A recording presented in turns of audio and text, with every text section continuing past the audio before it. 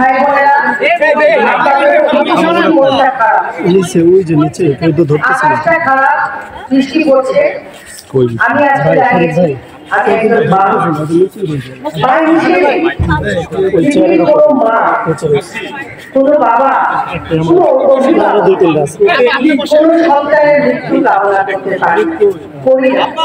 প্রাকৃতিক মৃত্যু আমরা কামনা করি না, সেখানে এইভাবে অপমৃত্যু সেটা মেনে নেওয়া একজন মা হিসেবে সত্যি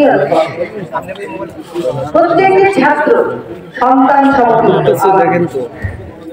প্রতিদিন হত্যা বিচার চাই। সাধারণ মানুষ যারা খেটে খাওয়া মানুষ তাদের হত্যার বিচার চাই।